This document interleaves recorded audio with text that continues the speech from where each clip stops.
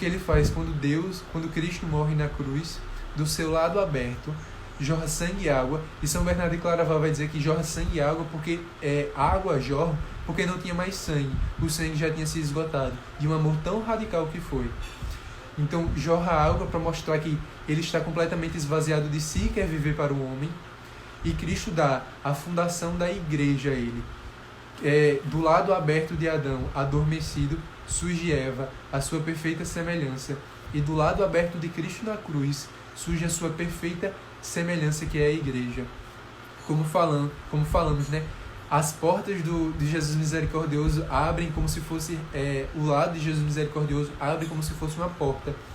E isso é um outro fator. Porque Cristo, Deus, quando abre o lado de Cristo na cruz, né, por meio de São Longuinho, ele abre também uma porta que se chama a Porta do Paraíso.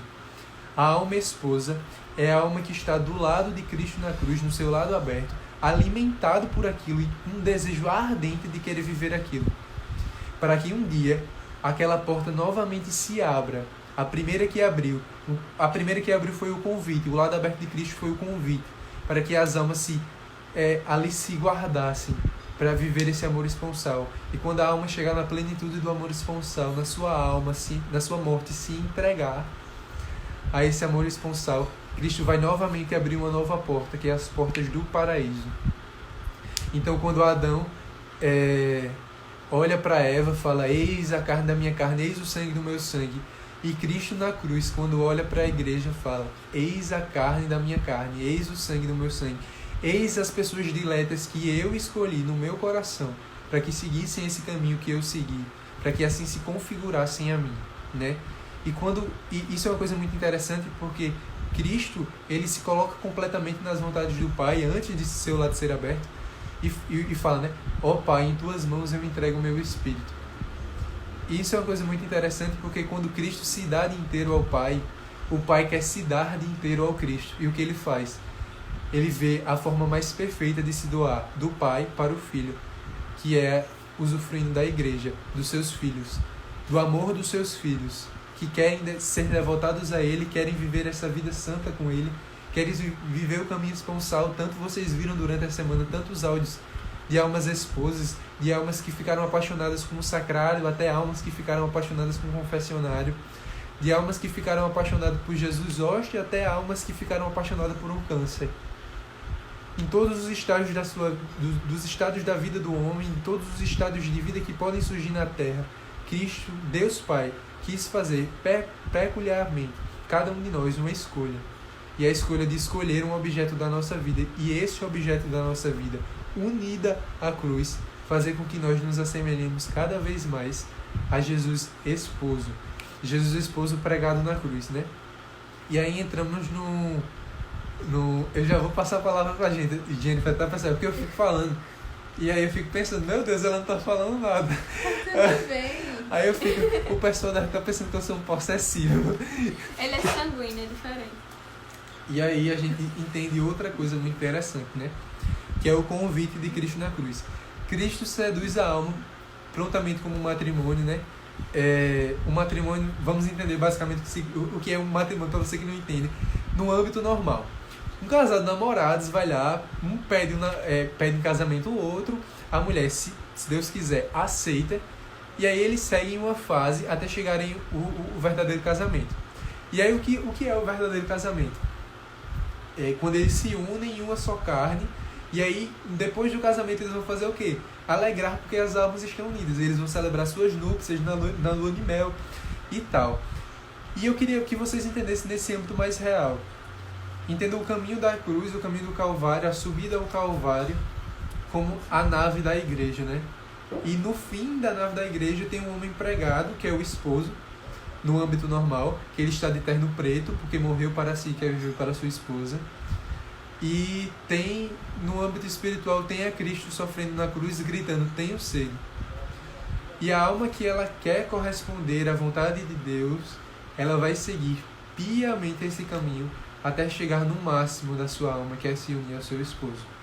Ela vai chegar ao máximo e querer amá-lo a todo custo, a todo ser, como fala em Deuteronômio, né? Com toda a tua alma, com toda a tua força, com todo o teu intelecto. Jane, você sabia do significado? Não sei.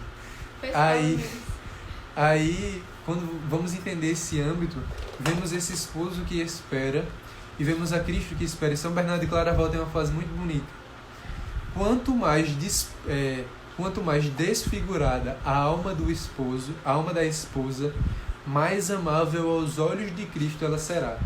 Você entende que quando uma mulher vai para o altar ser namorada de um homem, ela está com um véu na sua cara, então muito provavelmente ela não está sendo vista por completo, ela está sendo desfigurada.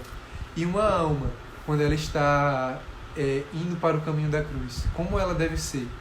Ela já deve ser uma alma que se prepara para ser desfigurada com Cristo, sendo assim com Ele, desfigurada em seu corpo, em seu sangue, em sua face. Para que você possa olhar para Cristo e Cristo falar, ó face adorável. E Cristo olhar para você e falar, ó face adorável. E fazer aquela semelhança de carne da minha carne e sangue do meu sangue. Quero me unir aqui, quero viver contigo. E assim celebrar toda a minha vida, minhas núpcias, o meu querer, o meu viver ser devotado a ti. E tem uma passagem muito bonita, né, que é do Apocalipse, de São João, que ele vai falar dessas núpcias e eu acho muito bonito. E uma alma, quando eu tava passando aqui minha Bíblia, eu vi um versículo engraçado. Uma alma, engraçado que eu vou conseguir falar aqui. Uma alma que ela quer ser esposa é uma alma que ela fala que está em Colossenses, capítulo 2, versículo 8. Cuidado para não ser escravo de muitas coisas do mundo, muitas outras coisas, e não ser de Deus. Então, não importa se você dê ouvido às outras coisas do mundo, mas que você precisa ter um sentido na tua vida. Que esse sentido é ser um escravo fiel de Jesus Cristo. E isso é um fator incrível das almas esposas. E aí quando você vai falar lá a gente vai ver lá no Apocalipse, para falar dessas núpcias, tem em Apocalipse 19, versículo 7, uma passagem muito bonita. Alegremos-nos... Tá rindo de quem? Alegremos-nos e exultemos, demos glória a Deus, porque estão para realizar-se as núpcias do Cordeiro, e sua esposa já está pronta. Concederam-lhe vestir com linho puro, resplandecente. Ao seguir, disse-me, escreve, felizes aqueles que foram convidados para o banquete das núpcias do Cordeiro. Estas são as verdadeiras palavras de Deus. Então você vai ver que a alma esposa, ela é aquele dia que ela vai se unir à cruz, é como se fosse o teu evangelho, tu escrevendo teu evangelho vai ser o dia mais feliz da tua vida. Eu tenho certeza que o dia da cruz foi o dia mais feliz da vida de Cristo, o dia que Cristo morreu na cruz foi o dia mais feliz da vida de Cristo, porque ele sabia que ele ia se unir com tantos outros que viriam. Ele sabia que tantos outros iriam vir pelo caminho da cruz junto com ele, com essa veste de linho puro, e dizer quão bom é celebrar as núpcias contigo. Porque aí, trazendo agora para o âmbito real, as núpcias de um casal, né, quando eles se unem, por exemplo, numa relação conjugal, numa relação sexual, é como se você fizesse isso no aspecto espiritual. A cama para um casal que acaba de se casar, que quer se unir, é a mesma coisa de Cristo, da cruz de Cristo para as almas esposas. As almas esposas, elas precisam ter uma necessidade e assim uma dependência da cruz de Cristo, porque é ali onde elas podem gerar os bons frutos, como no ato de relacionamento do casal. Eles geram a vida no ato de relação da alma humana com a cruz de Cristo, gera uma vida muito maior, que é a santidade. E é essa vida que somos todos nós chamados a viver. Porque todos nós nascemos com o nosso livro da vida, como se dissesse lá, Evangelho de Jennifer, Evangelho de Guilherme, para que nós possamos entender que a nossa vida também é uma vida evangelical, devotada. Eu falei evangelical, porque se eu falasse evangélico, vocês iam ficar rindo de mim e eu tendo outros pensamentos. Eu sei que evangelical não existe, tudo bem? E aí, tendo esse sentido, né, que nós, quando o anjo vai anunciar a nós que Cristo morreu por nós, e nós ficamos com um sentimento de medo que um homem morreu na cruz por nós, porque não entendemos por que ele morreu na cruz, mas começamos a entender como a Virgem Maria o sentido e o desígnio da nossa vida. E aí, como fala na passagem de Oséias, vamos para o deserto, contemplar aquele Cristo solitário e ver que realmente ele se entregou por nós.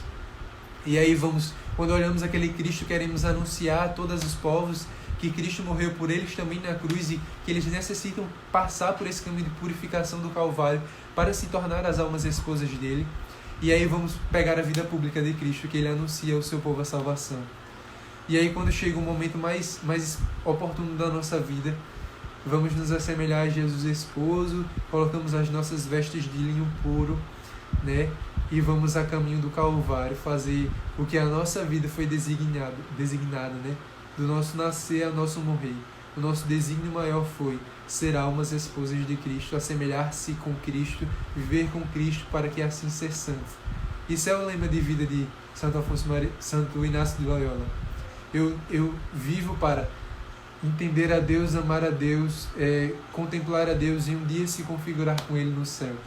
Um dia se configurar vivendo nessa vida, se assemelhar a Jesus esposo, Jesus hóstia, Jesus crucificado. Quando colocamos a nossa veste de linho puro e passamos a entrar nesse caminho da cruz, vamos também acompanhando Jesus no Evangelho, em ali meados do capítulo 25 de São Mateus, no exemplo, que ele começa a tomar as flagelações e nós entendemos as flagelações como os erros, os nãos que o mundo dá para nós. Todas as vezes que precisamos crucificar o nosso olhar, o nosso ouvir, o nosso falar, para amar mais a Deus durante a nossa vida. E quando chegamos ao cume, a semelhança fiel de Jesus Cristo que todos nós buscamos, nós vamos poder olhar nos olhos de Cristo, porque também estaremos prendidos em uma cruz na frente da dele. Vamos olhar aquela face toda chagada, Cristo vai olhar também a nossa face chagada, e os dois ao mesmo tempo vão olhar um para o outro e falar: eis a carne da minha carne e eis o sangue do meu sangue. E ali vai vir o ato mais bonito. E já quando pensamos que ainda estamos no início, já demos todos os passos fiéis dentro do lado aberto de Cristo.